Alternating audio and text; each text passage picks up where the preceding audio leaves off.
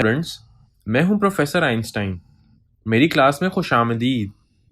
आज हम rational numbers के बारे में सीखेंगे।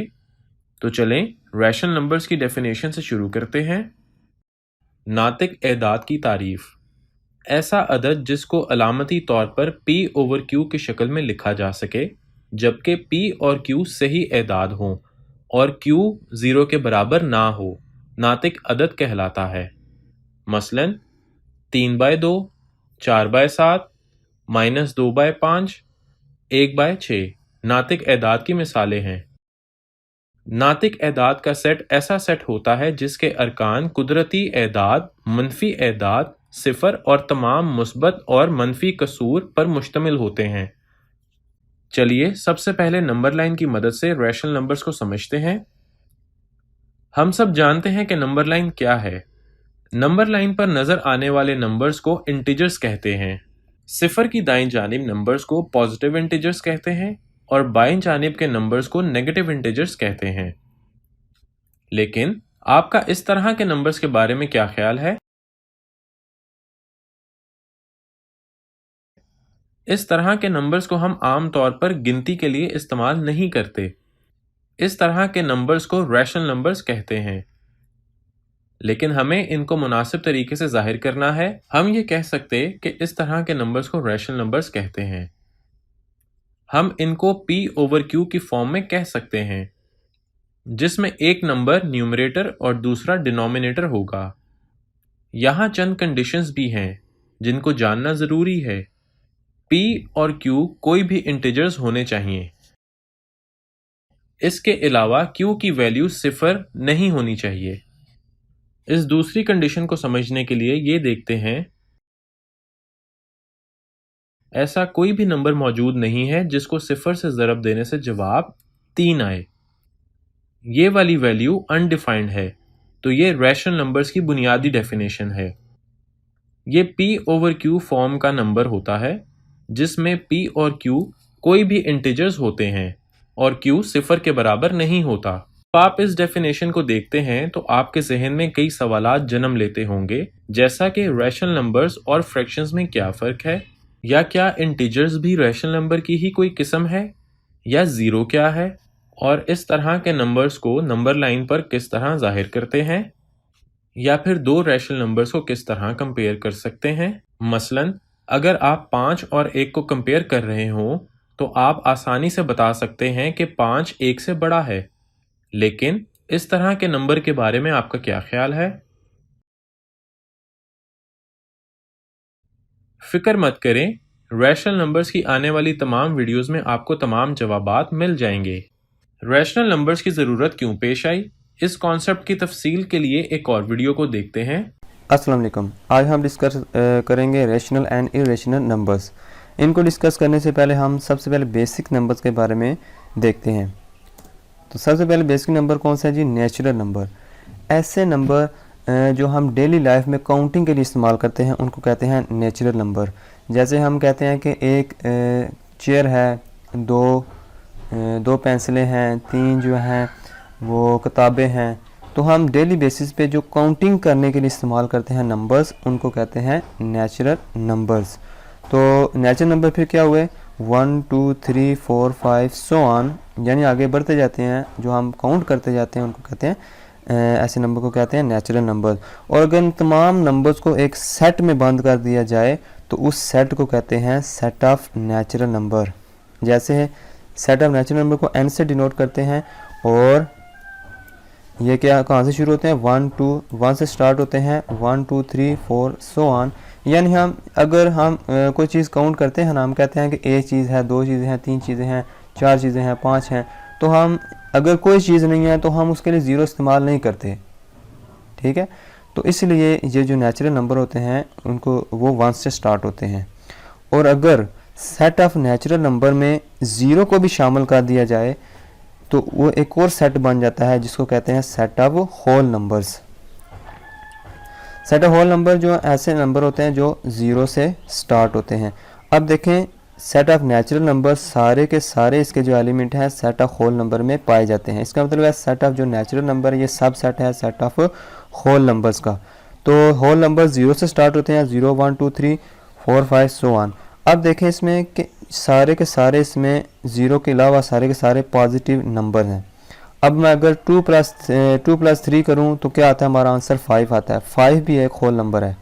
अगर मैं 1 प्लस 2 करूं तो एक 3 आता है आंसर, तो 3 भी एक होल नंबर है।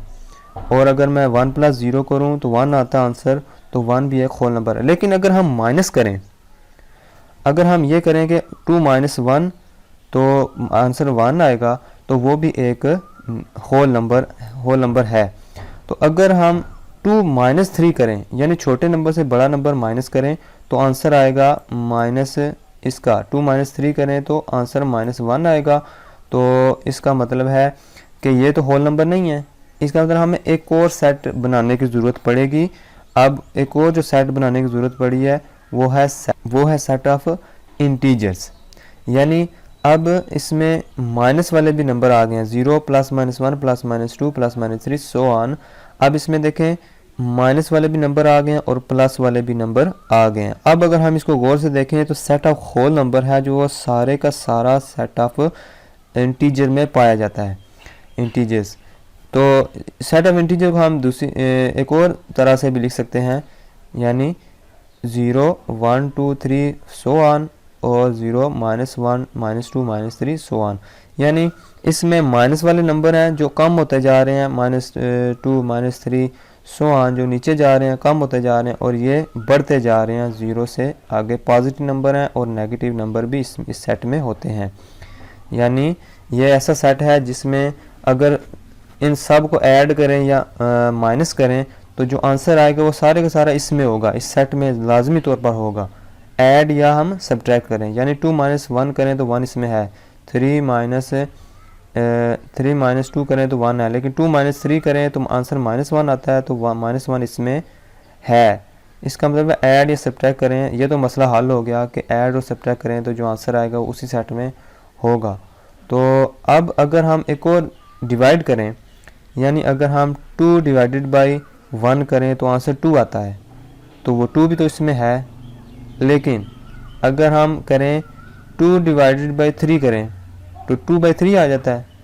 तो 2/3 को हम कैलकुलेटर से डिवाइड करें वो तो एक डेसिमल आ जाता है। इसका मतलब है इसमें डेसिमल वाले आंसर नहीं है। तो डेसिमल वाले आंसर के लिए हमें एक और सेट बनाना पड़ेगा, और जिसको कहते हैं सेट ऑफ रेशनल नंबर्स। यानी ऐसा सेट, ऐसे नंबर जिनको हम P/Q की शक्ल में लिख सकते हैं। और P और Q कहाँ से आते हैं, सेट ऑफ इंटीजर से आते हैं। P और Q कहाँ बिलोंग करते हैं, सेट ऑफ इंटीजर में। और Q जो नीचे वाला नंबर है ये 0 नहीं होना चाहिए। यानी कि मतलब क्या हुआ कि इनको हम फ्रैक्शन में लिखें तो जो आंसर आएगा वो तो उसमें नहीं होगा। तो उसके लिए हमें एक नया सेट बनाना पड़ेगा जिसको कहते हैं सेट ऑफ नेचुरल नंबर। यानी ऐसे इस सेट में कौन से नंबर होते हैं, ऐसे नंबर जिनको हम P/Q की शक्ल में लिख सकते हैं। और P और Q कहाँ से होते हैं जी, सेट ऑफ इंटीजर्स से बिलोंग करते हैं। और नीचे वाला जो नंबर है ये 0 नहीं होना चाहिए, क्योंकि अगर ये 0 हो गया तो आंसर अनडिफाइंड हो जाएगा, क्योंकि हम 0 से किसी नंबर को डिवाइड नहीं कर सकते। तो इसकी हम सेट ऑफ रेशनल नंबर्स के हम एग्जांपल्स देखते हैं। देखें, अब ये देखें गौर से कि ये ऐसा नंबर है जिसको हम P/Q की शक्ल में लिख सकते हैं। 0.5 ऐसा नंबर है जिसको हम फ्रैक्शन में लिख सकते हैं, यानी P और Q की शक्ल में लिख सकते हैं। अब देखें ये ऊपर वाला नंबर है जो ये P है 1, तो P सेट ऑफ इंटीजर में पाया जाता है या नहीं, 1 इसमें पाया जाता है, बिल्कुल पाया जाता है। तो इसके नीचे क्या है, 2 भी इस सेट ऑफ इंटीजर में पाया जाता है। इसका मतलब है ये क्या है, एक रेशनल नंबर है। क्योंकि इस अगर गौर से देखें तो हमने क्या लिखा था इधर, x ऐसे नंबर हैं जिनको हम P/Q की शक्ल में लिख सकते हैं, यानी फ्रैक्शन में बदल सकते हैं। तो 0.5 ऐसा नंबर है जिसको हम फ्रैक्शन में बदल सकते हैं, तो लिहाजा ये क्या हुआ, एक रेशनल नंबर हुआ। तो 0.5 भी ऐसा नंबर है जिसको हम फ्रैक्शन में बदल सकते हैं, यानी ये एक x है जिसको पी बाई क्यू की शक्ल में हम लिख सकते हैं। तो लिहाजा ये क्या हुआ, फिर रेशनल नंबर हुआ। और 0.3333 रिपीट होता जा रहा है, तो इसको भी हम फ्रैक्शन में बदल सकते हैं। तो ये भी एक फिर क्या हुआ, रेशनल नंबर। तो ऐसे तमाम नंबर्स को हम एक सेट में बंद कर दें, ऐसे इस तरह के तमाम नंबर जिनको हम फ्रैक्शन में बदल सकते हैं, अगर तमाम नंबर को हम एक सेट में बंद कर दें तो उस सेट को कहते हैं सेट ऑफ रेशनल नंबर्स। ठीक है। तो उसके बाद कुछ ऐसे नंबर भी होते हैं जिनको हम फ्रैक्शन में नहीं बदल सकते। ठीक है, यानी ऐसे नंबर, आगे देखते हैं, यानी ऐसे नंबर x का मतलब है ऐसे नंबर जिनको हम p बाई क्यू की शक्ल में नहीं लिख सकते हैं। और p और q कहाँ से होते हैं, सेट ऑफ इंटीजर से, और q not is equal to 0, यानी बिल्कुल वही, सिर्फ चेंजिंग ये है कि हम उन नंबर्स को फ्रैक्शन में नहीं लिख सकते। तो आप सोच रहे होंगे वो कैसे नंबर होंगे, फिर वो मैं बताता हूँ। अभी इसके एग्जांपल देखते हैं। देखें, अब 4.314236757773, अब ये देखें ये तमाम जो है ना डेसिमल कहीं रुक ही नहीं रहा, आगे बढ़ता जा रहा है, कहीं रुक ही नहीं रहा। तो हम इसको फिर कैसे फ्रैक्शन में बदलेंगे, यानी अगर डेसिमल के नीचे 1 लिखें, आगे कितने ज़ीरो लगाएंगे कि वो फ्रैक्शन में बदल जाए। इसका मतलब है हम नहीं लगा सकते, ये तो इनफाइनाइटली आगे जा रहे हैं डेसिमल, तो हम कितने ज़ीरो लगाएं कि इसको फ्रैक्शन में बदल सकते हैं। देखें जो ऊपर 0.5 है, इसके नीचे अगर डेसिमल के नीचे 1 लगाएं तो एक डिजिट है आगे, तो एक ज़ीरो लगाएंगे नीचे, लेकिन इसमें इनफाइनाइटली मैनी डिजिट्स हैं। तो फिर हम जो है कैसे जो है ना इसको फ्रैक्शन में बदल सकते हैं। इसका मतलब हम इसको फ्रैक्शन में नहीं बदल सकते।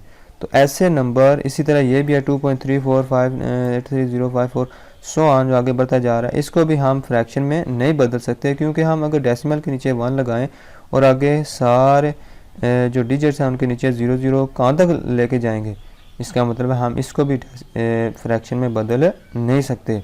तो इस तरह के तमाम नंबर जो होते हैं उनको कहते हैं इर्रेशनल नंबर्स, क्योंकि वो p बाई क्यू या फ्रैक्शन की शक्ल में नहीं बदले जा सकते।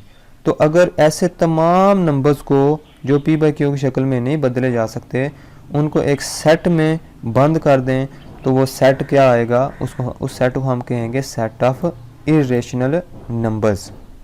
ठीक है, सेट ऑफ इर्रेशनल नंबर्स। इस तरह के बेशुमार एग्जांपल्स आगे हम खुद से बना सकते हैं, बेशुमार एग्जांपल। तो अब हम देखते हैं कि टर्मिनेटिंग और नॉन टर्मिनेटिंग जो डेसिमल हैं वो क्या है। टर्मिनेटिंग डेसिमल, टर्मिनेटिंग का मतलब है ख़त्म हो जाने वाला, यानी रुक जाने वाला। ठीक है, रुक जाने वाला। तो नाम से ज़ाहिर है कि ऐसे decimal, the decimal in which there are finite number of digits in its decimal part, यानी ऐसा डेसिमल जिसमें इसके डेसिमल वाले हिस्से में जो तादाद है डिजिट्स की वो फाइनाइट है। फॉर एग्ज़ाम्पल देखें, 0 के बाद जो डेसिमल लिखा हुआ है उसके बाद जो डिजिट्स लिखे हुए कितने हैं, एक डिजिट लिखा हुआ है 0.5 लिखा 0.5 जो डेसिमल है ना, इसके डेसिमल पॉइंट से आगे एक ही डिजिट लिखा हुआ है यानी 5, और इसमें डेसिमल पॉइंट के बाद कितने डिजिट लिखे हुए हैं 1 2 3, तो 3 फाइनाइट नंबर है, ये एक फाइनाइट नंबर है 3। तो 4 पॉइंट, इसमें डेसिमल के बाद कितने नंबर लिखे हुए हैं 1 2 और 3 भी फाइनाइट है। अब इसमें डेसिमल के बाद कितने डिजिट्स लिखे हुए हैं 1 2 3 4 5 6, तो 6 भी एक फाइनाइट नंबर है। तो इसका मतलब क्या हुआ कि the decimal in which there are finite number of digits in its decimal part is called terminating decimal, यानी डेसिमल पॉइंट के बाद अगर जो डिजिट्स की तादाद है वो महदूद है, फाइनाइट है, तो उस डेसिमल को क्या कहते हैं हम, टर्मिनेटिंग डेसिमल। ठीक है, तो अब हम देखते हैं कि नॉन टर्मिनेटिंग रेकरिंग डेसिमल। अब नॉन टर्मिनेटिंग का मतलब तो सामने ज़ाहिर है कि ऐसे डेसिमल जिसके जो डेसिमल पॉइंट के बाद जो डिजिट होंगे वो रुकने वाले नहीं होंगे। नॉन टर्मिनेटिंग डेसिमल यानी ना रुकने वाला सिलसिला। तो रेकरिंग डेसिमल का क्या मतलब हुआ? रेकरिंग का मतलब है जो रिपीट होना बार बार। रेकरिंग का क्या मतलब है? बार बार रिपीट होना। तो इसका मतलब क्या हुआ? इस पूरी जो टर्म लिखी हुई है इसका क्या मतलब है कि नॉन टर्मिनेटिंग रेकरिंग डेसिमल यानी ना रुकने वाला और रिपीट होने वाला डेसिमल। ठीक है, तो क्या होगी इसकी definition? The decimal in which one or more than one digit repeat indefinitely. ठीक है, फॉर एग्जांपल देखते हैं, देखें 2.3333 सो ऑन। अब देखें ये रुकता भी नहीं है और इसमें 3 जो है ये बार बार रिपीट हो रहा है। तो इसका क्या मतलब हुआ? ये एक नॉन टर्मिनेटिंग और रेकरिंग डेसिमल है, यानी कि ना रुकने वाला और रिपीट होने वाला ये डेसिमल है। इसी तरह 0.9999 इसमें क्या रिपीट हो रहा है? 9 रिपीट हो रहा है बार बार। और इनडेफिनेटली का क्या मतलब है कि एक के बाद दूसरा रिपीट होता जाता है इस तरह, मतलब 9 के बाद फिर 9 आ जाता है, फिर 9 फिर 9 फिर 9 फिर 9। ठीक है, इनडेफिनेटली का मतलब ये है। तो इसी तरह 4.45454545 ये भी 45 बार बार। अब इसका मतलब ये नहीं है कि सिर्फ एक डिजिट रिपीट हो सकता है, एक से ज़्यादा भी रिपीट हो सकते हैं। जैसे 454545 ये बार बार रिपीट हो रहा है ना। तो इनडेफिनेटली का मतलब ये है कि अगर 45 इधर आ गया एक दफ़ा, इधर 7 8 9 आ गया, फिर 45 इधर आ गया, वो इनडेफिनेटली नहीं है। इनडेफिनेट का मतलब है एक के बाद देगरे, यानी 45 के बाद फिर 45 आना चाहिए, फिर 45 आना चाहिए, दरमियान में कोई और नंबर नहीं आना चाहिए। इसको कहते हैं इनडेफिनेटली ये रिपीट होता जाता है। तो ऐसे डेसिमल भी को भी क्या कहते हैं? ऐसे डेसिमल को क्या कहते हैं? नॉन टर्मिनेटिंग रेकरिंग डेसिमल, यानी कि जो रुकते भी नहीं हैं और रिपीट भी होते जाते हैं, उनको कहते हैं नॉन टर्मिनेटिंग रेकरिंग डेसिमल। अब हम देखते हैं ये जो टर्मिनेटिंग डेसिमल है और नॉन टर्मिनेटिंग रेकरिंग, ये जो रेकरिंग डेसिमल है, क्या ये कौन से नंबर है? रैशनल है या इरेशनल है? तो हमने देखा कि जो द टर्मिनेटिंग डेसिमल हैं ये वाले, इनको भी हम फ्रैक्शन में बदल सकते हैं। 0.5 इज इक्वल टू 1/2, 0.334 ये भी क्योंकि डेसिमल पॉइंट के नीचे अगर 1 लगाएं तो आगे 1000 आएगा, इसको भी हम फ्रैक्शन में बदल सकते हैं। इसका मतलब है जो टर्मिनेटिंग डेसिमल वाले हैं उनको भी हम फ्रैक्शन में बदल सकते हैं। तो ये रैशनल नंबर हुए फिर। और नॉन टर्मिनेटिंग रेकरिंग डेसिमल पीछे भी हमने पढ़ा है कि जो रिपीट होते जाते हैं और रुकते भी नहीं हैं, तो उनको भी हम डेसिमल फ्रैक्शन में चेंज कर सकते हैं। जैसे 1/3 is equal to 0.333 so on. इसका मतलब है फ्रैक्शन में हमने 0.333 सो ऑन को हमने फ्रैक्शन में बदल दिया। तो इसका मतलब है ऐसे नंबर जो रिपीट भी होते जाते हैं और जो रुक भी जाते हैं उनको हम फ्रैक्शन में बदल सकते हैं। तो ऐसे नंबर को हम कहते हैं कि ये सारे नंबर रेशनल नंबर होते हैं। ठीक है, तो क्या रिजल्ट आया फिर कि the terminating and non terminating recurring decimal are rational numbers. ठीक है, ये दो तरह के जो नंबर होते हैं उनको रेशनल नंबर कहते हैं। Non terminating non recurring decimal. अब देखें कि ऐसे डेसिमल जो रुकते भी नहीं हैं और रिपीट भी नहीं हो रहे इनडेफिनेटली वो रिपीट भी नहीं हो रहे, तो उन डेसिमल को क्या कहते हैं हम कि नॉन टर्मिनेटिंग है और non recurring decimal. For example pi आपने नंबर सुना होगा, उसकी वैल्यू हम, वो भी एक इरेशनल नंबर है, आपने पहले भी सुना है कि पाई इज़ इरेशनल नंबर। तो पाई की वैल्यू क्या आती है? 3.141592654 सो ऑन। अब इसमें मुझे बताएं क्या ये रुक रहा है? नॉन टर्मिनेटिंग है ना, इसका मतलब ये रुकता भी नहीं है। अब ये नॉन रेकरिंग का मतलब है इसमें रिपीट भी कोई नहीं हो रहा इनडेफिनेटली, यानी ऐसा तो नहीं हो रहा 1414 या 141141 कोई भी रिपीट नहीं हो रहा। लिहाजा पाई ये दो जो हैं ये नॉन टर्मिनेटिंग है और नॉन रेकरिंग डेसिमल है।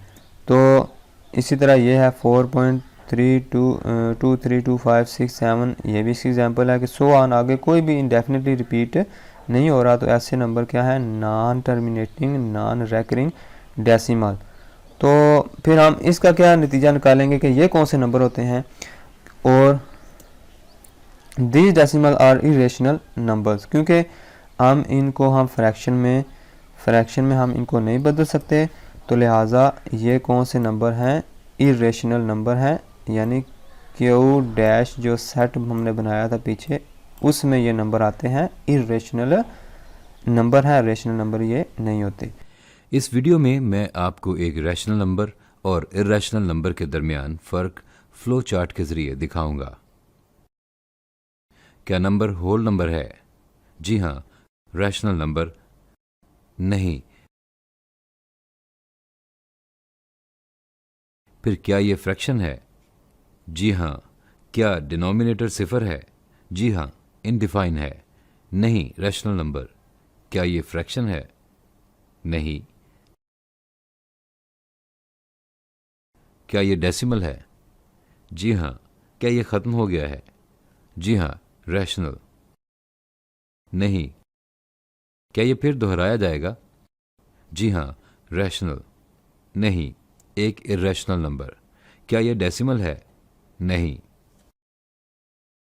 क्या ये स्क्वायर रूट है? जी हाँ।